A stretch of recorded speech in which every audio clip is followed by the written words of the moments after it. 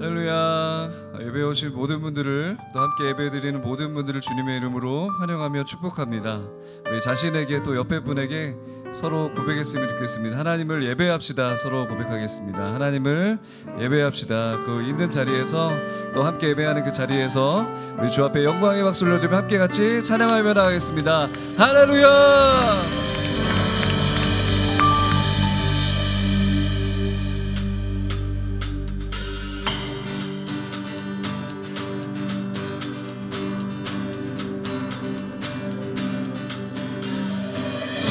찬양 중에 눈을 들어주는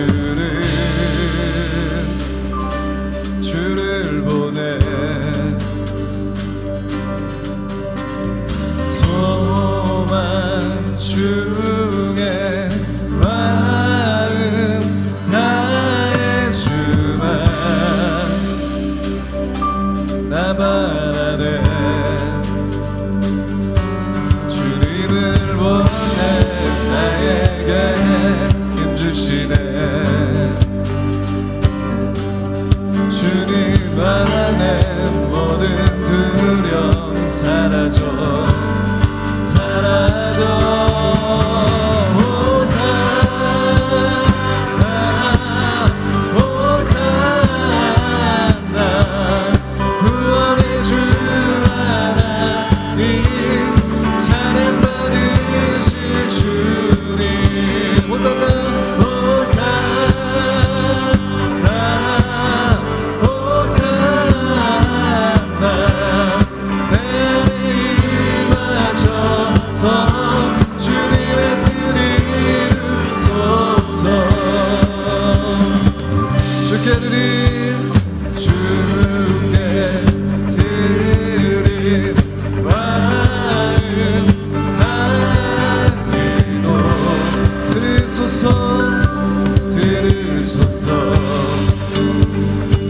주의 나라 주의 나라 사랑 영원들을 새롭게 해. 주님을 볼 때 주님을 볼 때 나에게 힘주시네. 주님 안에 모든 두려움 사라져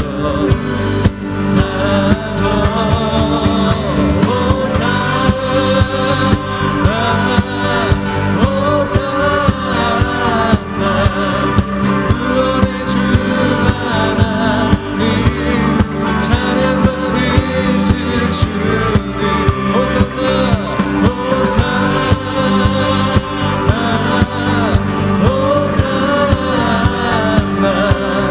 나를 임하셔서 주님의 뜻을 이루소서. 주님을 볼 때 주님을 볼 때 나에게 힘주시네.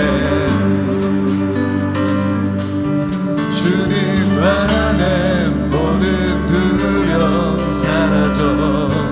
우리 한 번 더 주님을 볼 때 주님을 볼 때 나에게 힘주시네. 주님 안에 모든 두려움 사라져. 주님 안에 모든 두려움 사라져. 아멘.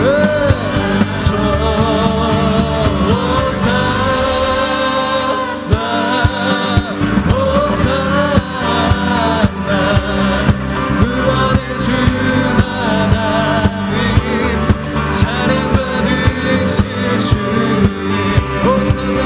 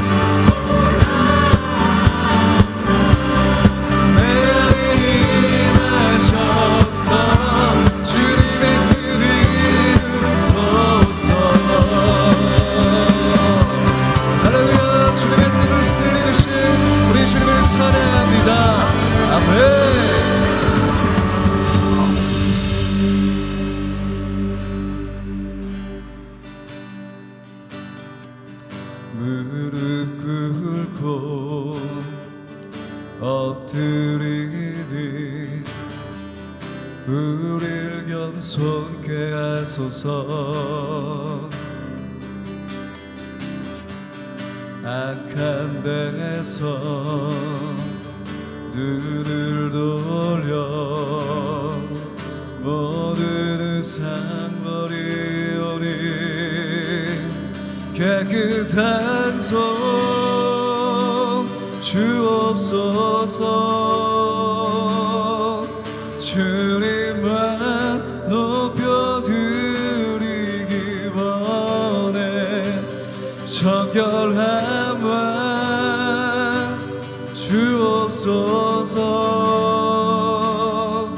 주님만 높여드리기 원해. 무릎 꿇고 엎드리니 무릎 꿇고 엎드리니 우릴 겸손케 하소서. 악한 데서 눈을 돌려 모든 상거리오니 깨끗한 손 주옵소서. 주님만 높여드리기 원해. 정결한 맘 주옵소서. 주님만 높여드리기 원해. 우리 세대로 주의 얼굴 찾게 하옵소서. 오 야곱의 하나님 우리 세대로 주의 얼굴 찾게 하옵소서. 오 야곱의 깨끗한 손 주옵소서. 깨끗한 손 주옵소서. 주님만 높여드리기 원해. 정결한 맘 주옵소서. 주님만 높여드리기. 우리 세대로 주의 얼굴 찾게. 우리 세대로 주의 얼굴 찾게 하옵소서. 오 야곱의 하나님 우리 세대로 주의 얼굴 찾게 하옵소서. 오 야곱의 깨끗한 손 주옵소서. 깨끗한 손 주옵소서. 주님만 높여드리기 원해. 정결한 맘 주옵소서. 주님만 우리 시간에 주님 앞에 깨끗한 손을 구하면서 깨끗한 손 깨끗한 손 주옵소서. 주님만 높여 우리에게 정결한 마음을 주옵소서. 정결한 맘 주옵소서. 주님만 우리 다시 한 번 더 주님 앞에 깨끗한 손 주옵소서. 깨끗한 손 주옵소서. 주님만 높여드리기 이 시간 정결한 맘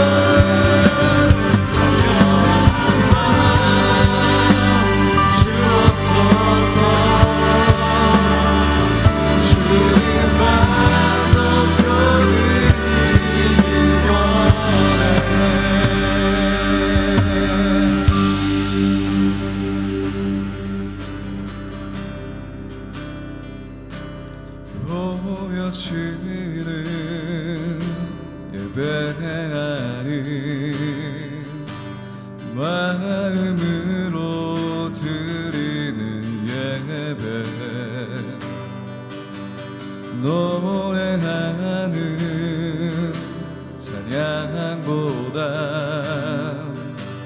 삶으로 고백하는 예배, 나를 위한 예배하는 주님 뜻을 향한 예배,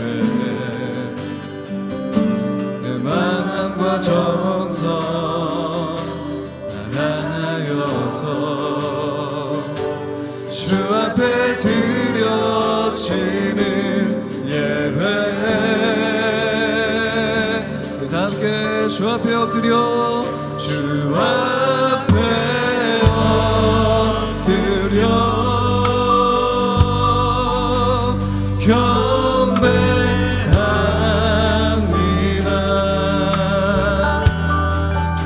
온전한 예배,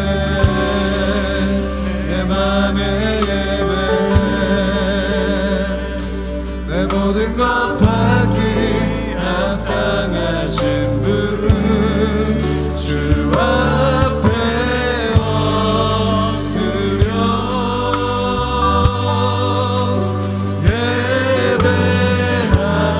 예배합니다. 나의 모든 삶, 나의 모든 뜻, 말씀 앞에 순종하는 삶의 예배 드리길 원하네. 보여지는 예배 아닌 예배 아닌 마음으로 드리는 예배, 노래하는 찬양보다 삶으로 고백되는 예배, 나를 위한 예배 아닌 나를 위한 예배 아닌 주님 뜻을 향한 예배, 주님 뜻을 향한 예배, 내 마음과 정성 다하여서 이 시간 주 앞에 드려지는 예배로 나가기를 원합니다. 아멘. 이 주님 앞에 함께 주 앞에 엎드려 주 앞에 엎드려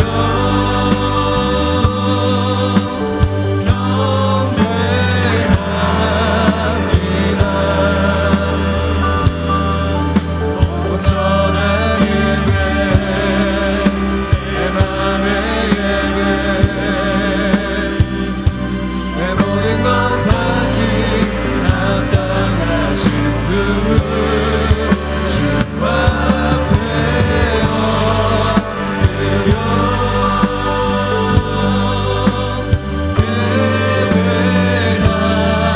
예배합니다. 나의 모든 삶, 나의 모든 뜻, 말씀 앞에 순종. 우리 이 시간에 주님 앞에 우리 다시 한 번 더 주 앞에 엎드려 아멘. 경배합니다. 우리 각자 있는 자리에서 두 손을 높이 들고 온전한 예배, 나의 예배를 주님 앞에 드리면서 내 모든 것 받기 합당하신 분, 주 앞에 엎드려 예배합니다. 예배합니다.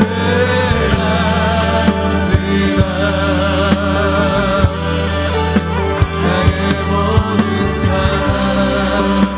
나의 말씀 앞에 순종하는 예배로 주님 앞에 나가기를 원합니다. 오늘 밤에 나에게 말씀하여 주시옵소서. 주님 이 시간 함께하여 주옵소서.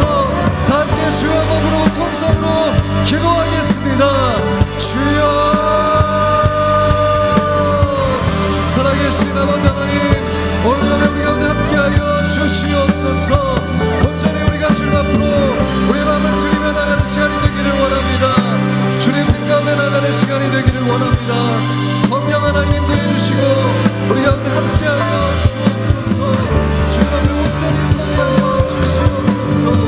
주님 말씀 앞에 순종하는 은혜로 나아갈 수 있는 인도하여 주시옵소서. 주님 뜻 가운데 온전히 나가게 하여 주옵소서. 성령 하나님 인도해 주시옵소서. 주님 함께해 주시고 우리 들어주실 줄 믿습니다. 우리 가운데 인도해 주실 줄 믿습니다. 주님 들어주시고 오늘 밤에 주님 말씀하여 주시고 온전한 은혜로 설 수 있도록 함께하여 주옵소서. 사랑의 하나님 아버지, 우리 민족 고유의 명절인 설날을 맞이하여 저희의 감사와 찬송과 기도를 올려드립니다. 하나님의 복된 자녀임을 깨닫도록 새해도 주시고 민족 명절인 설날도 주시는 줄 믿습니다. 좋은 명절인 설날을 보내면서 세속의 문화와 인습에 물들거나 우상 숭배의 결과가 되지 않도록 저희의 마음이 온전히 하나님께 초점을 맞추게 하시고 굳은 믿음과 신실함으로 채워 주시옵소서. 과거 그 어느 때보다도 어려운 이 민족 위에 우울함과 두려움이 아닌 하나님을 의지하는 마음과 하나님께서 주시는 소망과 기대로 살아갈 수 있기를 원합니다. 더불어 하나님께서 세우신 가정 안에서 부모와 자식, 형제들 간 모두 사랑과 존경이 넉넉한 설날 명절이 될 수 있도록 인도하여 주시옵소서.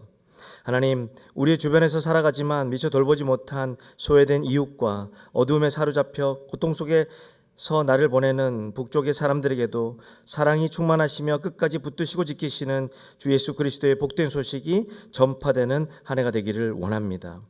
오늘의 말씀을 전하시는 김상수 담당 목사님을 통해 들려주시는 하나님의 말씀이 우리의 심령에 심기게 하시고 말씀대로 살아가는 삶이 무엇인지, 말씀이 우리를 인도하는 삶의 자리가 어디인지 경험하며 은혜를 고백하며 기쁨으로 찬양하는 시간이 되기를 원합니다. 새해를 맞이하여 다시 오실 주님을 소망하는 삶으로 나아가기를 다짐하며 우리 주 예수 그리스도 이름으로 기도합나이다. 아멘. 영상으로 함께 하시는 모든 분들에게, 그리고 명절날 함께하는 가족들 모두에게 주님의 은혜가 있기를 원합니다. 저를 한번 따라해 주시겠습니까? 가슴에 우선 손을 얹고요, 이렇게 고백하면 좋겠습니다. 다시 오실 주님을 소망합니다. 한번 해보시겠습니까? 시작. 다시 오실 주님을 소망합니다. 오늘 우리에게 주시는 하나님의 말씀은 고린도전서 7장 25절에서 40절의 말씀입니다. 내용이 좀 길지만 우리 한 목소리로 함께 주님의 말씀을 읽겠습니다. 고린도전서 7장 25절입니다. 결혼하지 않은 사람들에 대해서는 내가 주께 받은 명령이 없으나 주의 자비하심을 힘입은 사람으로서 여러분에게 믿을 만한 의견을 제시합니다. 나는 곧 닥쳐올 환난을 생각한다면 사람이 그냥 지내는 것이 좋다고 봅니다. 당신이 아내에게 매였으면 헤어지려고 하지 마십시오. 당신이 아내에게서 놓였으면 새로 아내를 얻으려고 하지 마십시오. 그러나 당신이 결혼하더라도 죄를 짓는 것은 아닙니다. 또 처녀가 결혼하더라도 죄를 짓는 것은 아닙니다. 그러나 이런 사람들은 육신의 고난을 당하게 될 것이므로 내가 여러분을 아끼는 마음에서 이런 말을 하는 것입니다. 형제 자매들이여, 내가 말하고 싶은 것은 이것입니다. 때가 얼마 남지 않았으니 이제부터 안에 있는 사람들은 없는 사람처럼 하고, 슬픈 사람들은 슬프지 않은 사람처럼 하고, 기뻐하는 사람들은 기쁘지 않은 사람처럼 하고, 물건을 사는 사람들은 그것을 가지지 않은 사람처럼 하고, 세상의 것을 사용하는 사람들은 다 사용하지 못하는 것처럼 하십시오. 이 세상의 모습은 사라져가고 있기 때문입니다. 나는 여러분이 걱정 없이 살기를 바랍니다. 결혼하지 않은 남자는 어떻게 하면 주님을 기쁘시게 할까 하고 주의 일에 마음을 씁니다. 그러나 결혼한 남자는 어떻게 하면 자기 아내를 기쁘게 할까 하고 세상 일을 걱정하므로 마음이 나뉩니다. 남편이 없는 여자나 처녀는 주의 일을 걱정해 몸과 영을 다 거룩하게 하나, 결혼한 여자는 어떻게 하면 남편을 기쁘게 할까 해 세상 일을 걱정합니다. 내가 이것을 말하는 것은 여러분의 유익을 위한 것이지 여러분을 제한하려는 것이 아닙니다. 오히려 나는 여러분이 이치에 맞게 마음에 혼돈 없이 오직 주만 섬기도록 하려는 것입니다. 그러나 누가 만일 자기의 처녀, 딸을 시집 보내지 않는 것이 이치에 맞지 않는다고 생각한다면, 그리고 더구나 홍기도 지나고 마땅히 그렇게 해야 한다고 생각한다면 원하는 대로 하십시오. 이것은 죄를 짓는 것이 아니므로 그들이 결혼하게 하십시오. 그러나 그가 마음을 확고하게 정하고 부득이한 일도 없고 또 자기 뜻대로 할 권리가 있어서 자기의 처녀딸을 그대로 두기로 마음에 작정했다면 그는 잘하는 것입니다. 그러므로 자기의 처녀딸을 시집 보내는 사람도 잘하는 것이지만 시집 보내지 않는 사람은 더 잘하는 것입니다. 아내는 남편이 살아있는 동안 남편에게 매여 있습니다. 그러나 남편이 죽으면 자기의 뜻대로 결혼할 자유가 있습니다. 단 주 안에서만 그렇게 해야 합니다. 그러나 내 판단으로는 그녀가 그냥 지내는 것이 더 행복하다고 봅니다. 나에게도 하나님의 영이 계시다고 생각합니다. 아멘. 그리스도인의 자유와 우선순위라는 제목으로 김상수 담당 목사님께서 말씀을 전해 주시겠습니다. 할렐루야. 수요 저녁 예배 나오신 귀한 성도님들을 축복합니다. 오늘 설 명절을 맞이해서 많은 가족들과 함께 이 수요 예배를 드리고 있지요. 여러분의 각 가정과 또 부르심 가운데 있는 여러분의 친인척들 가운데 하나님의 은혜와 평강이 넘치기 원합니다. 이 설 명절날 여러분의 가정이 주 예수 그리스도 믿어 구원 얻는 놀라운 은혜가 여러분의 삶 가운데 있기를 축복합니다. 제가 한번 오늘 말씀을 위해서 기도하고 시작하도록 하죠. 살아계신 하나님 아버지, 오늘 거룩한 설 명절 수요 저녁 예배를 맞이해서 각자의 있는 위치는 다르지만 오늘 거룩한 말씀 앞에 우리의 영혼이 서 있게 하여 주심을 감사합니다. 진리의 영이시고 성경의 저자이신 성령 하나님이 오늘 우리의 어두운 마음 가운데 닫혀있는 눈 가운데 빛을 비추어 주시고 조명하여 주셔서 하나님의 말씀을 들을 때 주의 음성으로 들리는 놀라운 사건이 되게 하여 주시옵소서. 또 오늘 말씀을 통하여 또 우리의 가정의 문제가 또 우리가 기도하고 있는 모든 기도의 제목들이 주 앞에 응답되어지는 놀라운 시간 되게 도와 주시옵소서. 이 모든 말씀 예수님의 이름으로 기도드립니다. 아멘. 우리는 지난 3주 동안에 이 고린도 전서를 계속해서 강해 설교를 해나가고 있는데 3주 동안에 가장 중요한 이 고린도 전서에서 어렵다라고 소문난 우리 7장을 지나가고 있습니다. 오늘이 바로 이 마지막 부분이죠. 25절에서 40절 말씀. 한번 여러분 간단하게 지난 3주를 우리가 어떻게 지나왔는지 리뷰를 한번 해보기를 원합니다. 먼저 고린도전서 7장 1절에서부터 16절에 있는 말씀을 저희가 살펴보았죠. 그리고 지난주에는 고린도전서 7장 17절에서 24절에 있는 말씀, 그리고 오늘 25절에서 40절에 있는 말씀인데 우리 고린도전서 7장 1절에서 16절의 말씀은 고린도 성도들이 살고 있는 고린도 지역은 매우 이 성적으로 문란했던 지역에 하나님의 교회가 세워진 것입니다. 그리고 고린도 지역에 살아가는 많은 고대 도시의 성도들의 특징이 뭐였냐면 이 고린도 지역은 많이 그 육체적으로 또 성적으로 방종과 타락한 도시의 교회가 세워졌을 뿐만 아니라 헬레니즘이라고 하는 이 고대의 철학이 굉장히 융성했던 지역입니다. 헬레니즘의 특징이 뭐냐면 이원론입니다. 그러니까 성속을 완전히 구분하고요. 그러니까 그 정신은 되게 중요한 거고 좋은 것이지만 이 육체와 물질의 세계는 악하다라고 보는 세계관입니다. 근데 고린도 지역에 살던 사람이 바울이 전한 복음을 듣고 교회 공동체에 들어오게 됐고 하나님을 믿게 된 거죠. 예수님을 믿기 전에 세상의 가치관을 갖고 교회에 들어오다 보니까 옛사람과 또 옛 생활이 새로운 거듭난 이 크리스천의 생활과 충돌이 일어나게 되는 겁니다. 그래서 신앙생활을 하다가 궁금한 게 많았기 때문에 사도 바울에게 질문을 했을 때 바울이 이 고린도전서를 통해서 고린도 성도들에게 이렇게 진리에 안에서 가르치고 교훈을 주고 있는 것이죠. 이 7장 1절과 2절에 보면 고린도 성도들은 바울에게 이렇게 질문했습니다. 우리가 이 세상 사람들은 결혼 생활에 대해서 이 정신적이고 또 이성적인 것은 매우 좋은 것이고 육체는 악하다라고 이야기하는 사람들이 있습니다. 그래서 고린도 성도들은 이 세상의 세계관에 대해서 이 성속의 가치관이 잘못됐다라고 이야기하고, 이 세상의 정신적인 것뿐만 아니라 이 육체적인 것, 눈에 보이는 세계뿐만 아니라 눈에 보이지 않는 모든 세계는 창조주 하나님이 우리를 창조하신 것이기 때문에 그 자체로는 선하고 좋은 것이다 라고 복음을 통해 듣게 된 거죠. 근데 이 복음을 잘못 이해한 사람들이 교회 안에서도 여전히 옛날 생활 방식과 헬레니즘 철학을 버리지 못하고 이렇게 이야기하고 생활하던 사람이 있었던 거예요. 육체는 악한 것이고 부정한 것이기 때문에 우리의 영혼은 구원받았으니까 육체적으로 마음대로 내 마음대로 살아도 된다라고 믿는 사람들, 육체적인 것을 악하게 보기 때문이죠. 그러나 이거는 잘못된 이 신앙생활이죠. 여러분, 우리의 영혼도 구원을 받았지만 우리의 몸도 하나님 안에서 정결하게 복음적으로 살아가는 것이 매우 중요한 것입니다. 헬레니즘 철학이 육체를, 물질적인 생긴 것을 악하게 보았기 때문에 그 반동작용으로서 또 교회 안에 살아가는 사람들 가운데 이런 사람도 생긴 거죠.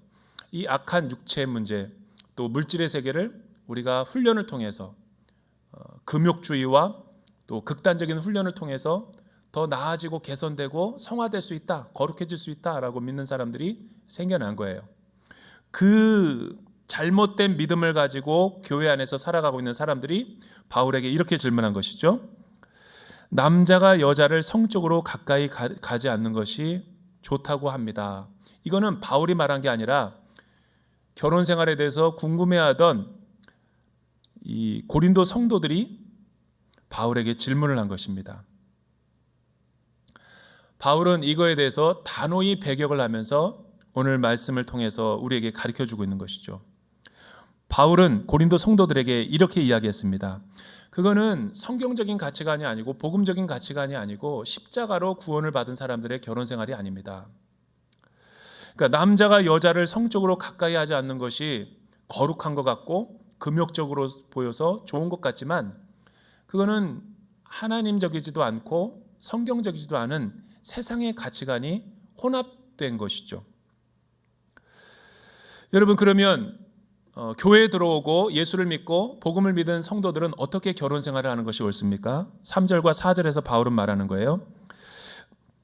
남편은 아내에게 남편으로의 의무를 다하고 아내도 남편에게 그렇게 다하십시오. 아내는 자기 몸을 자기 마음대로 하지 못하고 남편에게 맡게 합니다. 이와 같이 남편도 자기의 몸을 자기의 마음대로 하지 못하고 오직 아내에게 맡겨야 합니다. 그러니까 3절과 4절이 십자가로 구원받은 성도들의, 교회 다니는 성도들의 결혼 생활과 가치관이 되어야 한다는 것이죠. 이것이 창세기 22장 22절에서 25절에 말한 최초의 하나님의 가정을 창설하신 목적과 의미라는 거예요. 여러분, 절대로 이 남편은 아내에게 자기의 몸을 자기의 것이라고 주장하면 안 되고, 반대로 아내도 아내의 몸을 남편을 향해서 자기의 것이라고 주장하면 안 되고, 우리는 그리스도 안에서 서로가 서로를 위해서 책임을 지고 헌신하고 배우자의 의무를 다해야지 언약 안에 살아가는 언약 백성이 된다는 것이죠. 오늘날 저와 여러분이 살아가는 우리 시대에 왜 이렇게 많은 가정 안에 문제와 갈등이 일어날까요? 그거는 하나님께서 우리에게 가르쳐 주신 창조의 계명과 질서를 인정하지 않기 때문에 그런 거예요. 여러분, 창세기 2장 22절에서 25절에 보면 굉장히 중요한 최초의 하나님이 에덴 동산에서 타락하기 이전에 가정을 어떻게 만들어줬는가, 영적인 원리가 나옵니다. 하나님이 남자를 창조하시고 남자와 여자를 창조하시고 남자가 독처하는 것이 좋지 못하고 홀로 있는 것이 좋지 못하기 때문에 그 이 세상의 모든 6일 동안의 창조를 다 창조하시고 보시기에 매우 토부 좋았더라. 암수 쌍을 만드시고 보시기에 매우 좋았더라. 그런데 인류의 영장이고 또 하나님의 형상대로 지음을 받은 인간을 창조하시고 다 좋았다라고 말씀하시면서 그에게 창조 세계를 관리할 수 있도록 청지기적인 명령을 한 거죠. 그런데 하나님이 다 좋았다라고 말하는 다음에 한 가지, 아담이 혼자 있는 것이 좋지 못하더니 토부하지 않았다라는 거예요. 그래서 하나님은 아담을 잠들게 하시고 아담의 살과 갈비뼈를 취해서 여자를 만들어서 아담에게 하와를 데리고 왔다. 그게 인류의 최초의 결혼식이고 가정을 만드신 하나님의 목적이었다라는 거예요. 여러분, 왜 하나님께서 우리를 창조하셨을까요? 형상대로 만든 인간을. 형상이라는 것은 하나님의 뜻과 계획과 목적, 또 하나님의 모습대로 인류를 창조했다는 거예요. 그러니까 하나님의 형상대로 지음을 받은 우리 인간은 하나님의 사랑과 뜻과 친교를 누릴 수 있는 특권을 가졌다는 거죠. 그래서 인간은 하나님의 뜻 가운데서 남자와 여자로 만들어서, 그러니까 다른 피조물이 아니라 돕는 배필로 어울리는 게 아니라 인간의 몸에서 인간의 몸을 만들어서 한 가정을 이루게 했다는 거예요. 남자에게 여자를 데리고 왔다는 것은 매우 중요한 결혼식을 선포하는 겁니다. 우리 가정은 왜 그렇게 많은 시댁과 친정의 문제와 갈등이 일어날까요? 이 하나님의 창조 원리대로 살지 않기 때문에 그래요. 우리는 많은 유교적인 가정에서 살다가 이런 가부장적인 문화에 살다가 보니까 한국 가정은 남자와 여자가 만나 결혼하는 게 아니에요. 이 남자의 시댁과 이 남자의 친정과 여자의 시댁이 만나 결혼하는 거죠. 그러니까 하나님의 원리는 남자와 여자를 만드시고 둘이 한 몸을 이루게 하여 가정을 이루게 했는데, 남자와 여자 가정이 결혼하고 여자와 남자 가정이 결혼하기 때문에 결혼을 해도 편한 게 아니에요. 왜냐하면 가정과 가정이 개입되기 때문에 가정에 많은 어려움을 주는 겁니다. 여러분, 우리가 가정을 이루고 결혼하는 목적이 뭘까요? 그거는 남자와 여자가 주 안에서 하나가 되게 하신 하나님의 뜻을 이루기 위함인 거죠. 그래서 남자를 히브리어로 이쉬, 여자를 이샤, 그러니까 이슈에서 이샤가 나온 거죠. 하나님이 여자에게서 남자를 만들지 않았기 때문에 최초로 만든 남자의 그 남자가 머리고 가정 안에, 그리고 몸은 여자의 몸이 되는 거죠. 여러분, 머리와 몸이 따로 분리될 수가 없죠. 몸인 여자가 아프면 머리인 남자가 아픈 거고, 머리가 아프면 몸도 같이 아픈 거죠. 우리는 유기체적으로 하나가 됐다라는 거예요. 그리고 남자와 여자가 부모를 떠나 서로 하나가 한 몸이 돼야 된다. 오늘날 우리 가정에 일어나는 많은 문제는 시댁과 친정을 떠나지 않기 때문에 그러는 거예요. 시댁과 친정을, 부모를 모시지 말라는 얘기가 아니에요. 여러분, 양가 가정이 행복하려면 두 사람이 잘 살아야 되는 거예요. 그래서 하나님이 부모를 떠나라 그러는 거예요. 결혼하고 나서도 정서적으로, 경제적으로 부모를 떠나지 않고 의지하는 가족들은 다 불행해지게 되는 거예요. 왜냐하면 하나님의 창조 목적이 아니기 때문에 그렇죠. 그리고 남자와 여자는 한 몸을 이루어야 되는 거예요. 한 몸이라는 것은 영적으로, 정서적으로, 견해적으로 일치가 돼야 되는 거예요. 오늘날 왜 우리의 가정이 이렇게 불행하냐면 남자가 여자의 말을 안 듣고 여자가 남자의 말을 안 듣기 때문에 그런 거예요. 몰래 하다가 가정에 불화가 일어나는 거죠. 그거는 싱글 때 많이 하신 거고, 가정을 이루게 됐으면 항상 어떤 이직을 하더라도 자녀 양육에 있어서도, 자녀를 몇 명 낳는가에 대해서도 작은 것도 부부끼리 의논할 수 있어야 되는 거죠. 그래야 가정이 평온한 거죠. 그리고 마지막으로, 이는 내 뼈 중에 뼈요 살 중에 살이라. 그리고 모든 것을 벗었지만 부끄러워하지 아니하더라. 이 창조의 계명, 최초의 가정의 모습은 마음껏 서로를 격려하고 칭찬하고 축복하는 문화였죠. 우리의 가정이 불행한 이유는 늘 남 탓만 하고 나는 잘못 없다라고 이기적으로 살기 때문에 가정이 어려운 거예요. 그리고 가정 안에는 모든 실수와 연약함과 허물을 다 벗어도 부끄럽지 않아야 돼요. 근데 우리는 오늘날 우리의 가정은 이런 얘기를 할 수 있는 장이 못 됩니다. 그래서 우리 가정은 숨기는 게 많고 거짓이 많고 몰래 하다가 들키는 것들이 많기 때문에 가정에 불화가 일어나는 거예요. 오늘 사도 바울이 3절과 4절. 남편은 아내에게 의무를 다해라. 또 아내도 남편에게 의무를 다해라. 대단히 중요한 말입니다. 영적인 하나됨을 위해서. 서로가 사랑해서 결혼하고 가정을 이루게 됐죠. 근데 왜 결혼했어요? 자기 만족과 나의 유익을 위해서 결혼했습니까? 그거는 결혼을 제대로 모르고 결혼한 거예요. 여러분, 결혼하는 순간 우리는 상대방을 위해 존재해야 되는 거예요. 왜냐하면 사랑해서 결혼했기 때문에 우리가 진짜 사랑하는 대상에게는 수고와 의무와 헌신이 뒤따르게 돼 있죠. 그래서 이 세상의 가정은 매우 힘든 거예요. 원래 하나님이 창조한 가정은 이렇게 잘 작동이 되다가 죄가 들어오고 타락한 이후에 에덴 동산에서 추방한 뒤에 우리의 가정 안에는 너무나 많은 연약함과 허물과 약점이 드러나게 돼 있어요. 그러나 여전히 우리의 가정의 제도는 지켜지고 있는 거죠. 만약 우리가 하나님의 말씀대로 우리의 가정을 잘 지켜나가면 가정은 다시 에덴 동산처럼, 물된 동산처럼 회복될 수 있어요. 그러나 아무리 사랑해서 결혼한 가정이라 할지라도 하나님의 언약과 말씀이 지배하지 않으면 우리는 계속해서 가정 안에서 분열과 다툼과 싸움, 갈등과 반목이 끊이지 않게 되는 거죠. 사랑하는 여러분, 이 고린도 전서에 주어지는 약속의 말씀이 2000년 전에 주어지는 고대 세계, 고대 사회에서 주어진 말씀이에요. 남자가 힘 있는 가정의 이 가부장적인 세계에서 이 말씀을 하고 있는 거죠. 남자도 여자에게 할 의무를 다하라는 거예요. 이거는 영혼의 혁명이 일어난 거죠.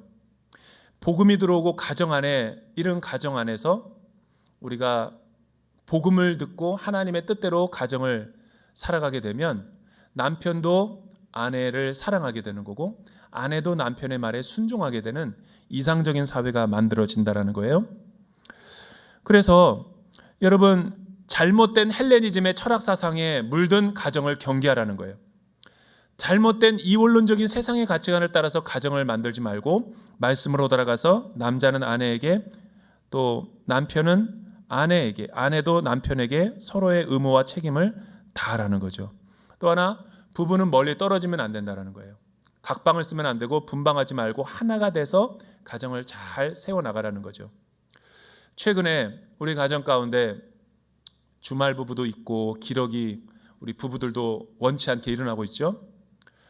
여러분, 반지를 결혼했으면 꼭 껴야 됩니다. 왜냐하면 반지는 나는 기혼이고 결혼했습니다라는 표시이기 때문에 그것이 가정을 지키는 거룩한 표지인 거죠. 결혼했는데도 불구하고 싱글인 것처럼 살아간다면 이 사탄에게 틈을 주는 거예요. 사단은 그 틈을 공략해서 우리의 가정을 무너뜨리려고 하는 거죠. 부부간에 서로 멀리하지 말라는 거예요. 어떤 사역 때문에 잠깐은 그렇게 할 수 있지만 계속 멀리 떨어져 있으면 여러분 가정 안에도 유혹이 들어옵니다.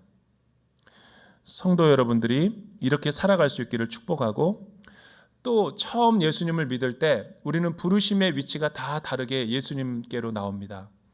예를 들어서 예수님을 믿게 됐는데 내가 남자 혼자, 이제 아내가 사별하고 또 이혼하고 뒤늦게 예수님을 믿은 남자, 또 반대로 남편을 사별하고 여자가 이혼해서 혼자 살다가 복음을 듣고 예수님께로 나온 고린도 교회 성도들이 있었던 거죠.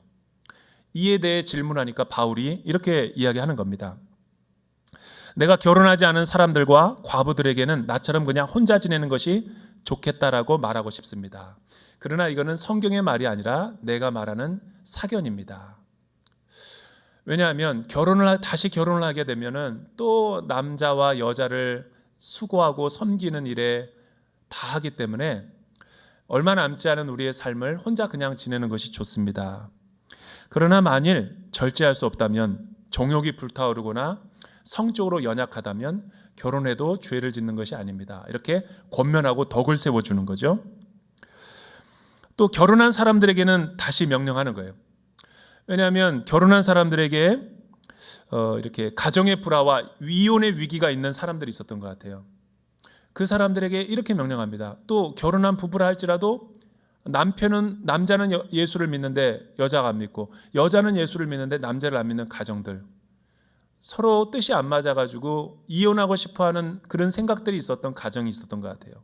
바울은 단호하게 이야기합니다. 갈라서든지 이혼하는 것은 하나님의 뜻이 아닙니다.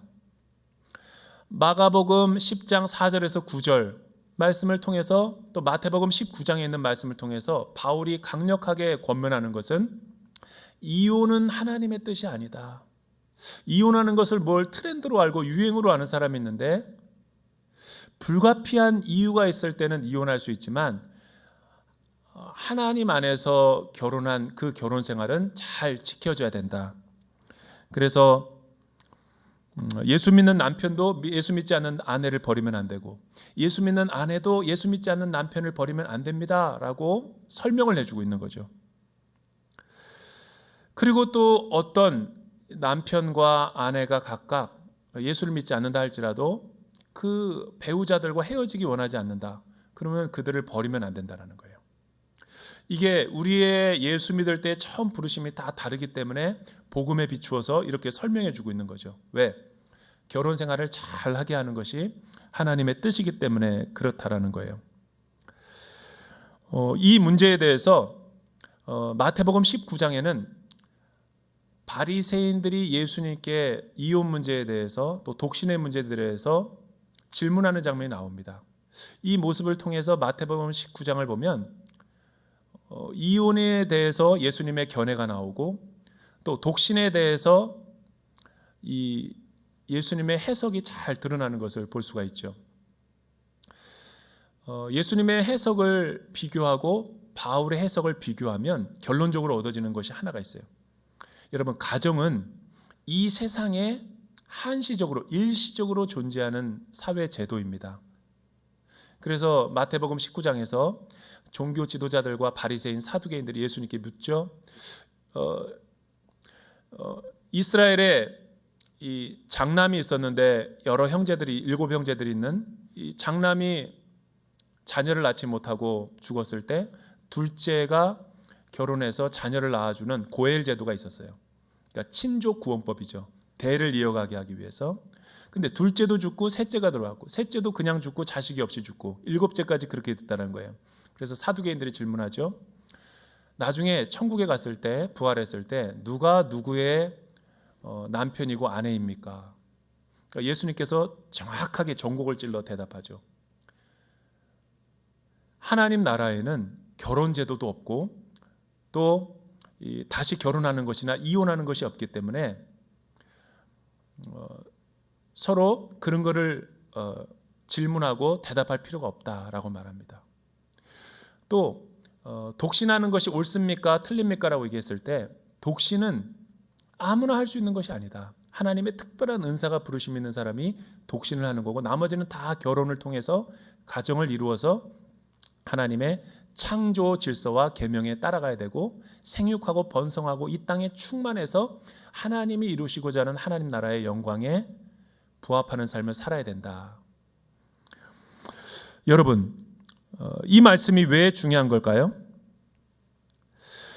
우리가 예수를 믿게 되면 각자의 삶을 살다가 주님 앞에 부르심을 받기 때문에 다 이 모양 저 모양대로 여러 모양대로 주님 앞에 부르심을 받는 거예요. 그러니까 거기서부터 시작해서 신앙생활을 하면 되는 거지 다시 옛날로 돌아가거나 또 없었던 걸로 하고 새로운 결혼 생활을 해서 하는 게 아니죠. 여러분이 예수님을 처음 믿을 때 어떤 모습으로 주님 앞에 부르심을 받았습니까? 싱글이면 내가 이제 가정을 이룰 거면 복음의 가치관에 비추어서 성경적인 배우자를 기도하면서 구해야 하는 것이고, 여러분 남편이 없거나 아내가 없이 부르심을 받았다면 바울의 말처럼 결혼을 해도 되고 그냥 혼자 있는 것도 괜찮고, 그러나 중요한 것은 하나님 나라와 영광을 위해 살아가는 것이 초점이 돼야 되는 거지 자신의 쾌락과 욕망을 위해서 결혼하면 안 된다는 거예요. 이미 결혼한 부부인 상태에서 예수님 앞에 나왔다 할지라도 올바른 건강한 결혼 생활을 하기 원한다면 자기의 이기적인 목적으로 배우자를 대해서는 안 되고 우리의 몸이 하나님 안에서 하나님만 영광 받도록 예수 그리스도가 십자가가 우리 가정에 존귀케 되도록 복음적인 삶을 살아야 된다는 거예요. 여러분, 이렇게 살면 어떤 모습으로 우리가 살아가게 될까요? 에베소서 5장 21절에서 25절에 보면 이런 말이 나옵니다. 로마 제국에서의 남성이 우월적인 시대에 바울이 이야기하는 거예요. 그 당시 여성들은 다 남자들의 이 정말 연약한 여성의 모습으로 살아가고 있었죠. 억압당하고 여성의 인권도 없고. 그런데 가장 믿음이 연약한 이 힘이 없는 여성들에게, 먼저 예수님을 믿은 여성들에게 그렇게 권면합니다. 아내들이여 남편에게 순종하십시오. 또 남편들에게 말하죠. 아내가 믿지 않는다 할지라도 남편들이여 너희들이 먼저 예수님을 믿었다면 아내를 사랑하십시오. 이것이 주 안에서 올바른 계명입니다. 그러니까 예수님이 우리 가운데 주인이 되시면 온 우리의 가정의 분위기와 생활이 달라지게 된다는 거예요. 각자의 부르심 앞에서 그렇게 먼저 내가 순종하며 살아갈 때 우리의 가정은 더 은혜와 진리가 충만한 가정이 된다는 것입니다. 여러분, 가정은 나의 유익과 우리의 가정의 목적을 위해서 하나님이 창조한 게 아니에요. 왜 하나님께서 가정의 제도를 창조하셨냐면, 결혼하게 하셨냐면 그 결혼과 가정의 생활을 통해서 하나님 나라의 영광을 드러내기 위해서 창조하셨다는 거예요. 그래서 우리 가정이 하나님의 말씀과 계명이 중심이 되어야지만이, 하나님 뜻대로 결혼 생활을 해야지만이 우리의 가정에 은혜와 진리가 풍성할 수 있다는 거예요. 지금 저와 여러분의 가정 안에 많은 어려움과 문제, 갈등, 화목하지 못한 부분이 있다면 괜찮습니다. 오늘 이 말씀을 듣고 다시 말씀으로 돌아가서 복음대로 살아간다면 우리의 가정은 성령 충만하게 살아갈 수 있게 되는 거죠.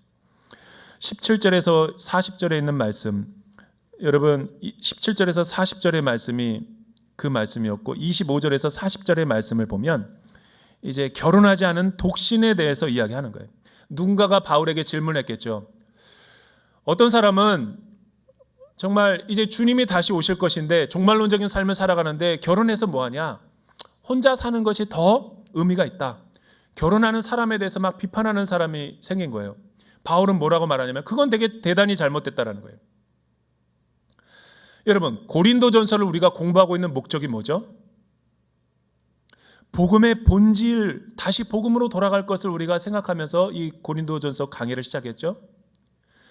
결혼과 가정, 배우자에 대해서 우리가 복음의 본질 안에서 이 가정의 제도를 한번 생각해 보자라는 거죠. 왜냐하면 고린도 교회 성도들은 복음을 잘못 알고 있었기 때문에 독신에 대해서도, 싱글에 대해서도 오해하고 있었고, 또 부부 생활에 대해서도 많은 혼란함이 있었고, 과부와 또 호라비들이 가정 생활하는 거에 대해 많은 문제들을 일으키고 있었기 때문에 올바른 지침을 지고 있는 거죠. 절대로 어떤 사람들이 생각하는 것처럼 비혼주의, 저출산, 자녀 낳지 않는 거, 자기의 스펙과 커리어를 쌓기 위해서 자녀를 낳지 않는 것이 미덕이다. 오늘날 시대 풍조를 찬성하고 있지 않아요, 바울은. 오히려 뭐라고 말하냐면, 여러분, 결혼하지 않는 독신의 은사는 아주 소수의 어떤 특별한 사람에게 주어진 은사예요. 또 결혼하지 않는 거에 대해서, 하는 거에 대해서 뭐라고 얘기하는 것이 아니라 결혼하지 않는 것도 하나님 나라 영광을 위해서 해야 되고, 또 결혼하는 것도 하나님의 나라의 영광을 위해서 해야 된다는 것을 바울이 복음적으로 우리에게 설명해 주고 있는 거죠. 오늘날 우리가 살아가고 있는 시대 풍조는 1968년 프랑스에서 일어난 프랑스 혁명, 68혁명 때문에 지금 다원주의와 세속주의 가치관, 너무나 혼란스러운 우리 사회 풍조가 지속되고 있어요. 68년서부터 지금까지 지속되고 있는 거죠. 68년도 프랑스에서 일어났던 사회혁명이 무엇입니까? 금지된 것을 금지하라였어요. 그러니까 자유주의와 자기가 하고 싶은 마음대로 하는 것을 성적인 해방이라고 표방했던 거죠. 그것이 동성애고, 그것이 비혼주의고, 그것이 저출산이고, 그것이 오늘날 우리 사회 시대를 너무나도 낙태를 방조하는 이런 많은 혼란하게 만들었던 거예요. 생명 경시 사상의 풍조가 계속되고 있었던 거죠. 그러나 68혁명이 과연 오늘 말씀에 비추어 봤을 때 올바른 것인가? 그게 진리의 말씀인가? 저는 그렇게 생각 안 해요. 그 누구도 예외 없이 우리는 피조물이기 때문에 하나님의 창조 질서와 원리대로 살아갈 때만이 우리 인간의 참된 행복이 있는 거예요. 내가 마음대로 하고자 하는 것이 자유고 해방이 아니에요. 우리는 권위자 되신 창조주 하나님의 지음을 받은 피조물이기 때문에 피조물은 창조주의 권위 아래 있을 때만 가장 만족과 행복과 평화가 있는 거죠. 독신은 특별한 은사를 받은 사람만이 그 부르심에 순종할 수 있는 거예요. 그 외 모든 사람들은 가정을 이루고 결혼해서 하나님 앞에 영광 올려드릴 수 있는 거죠.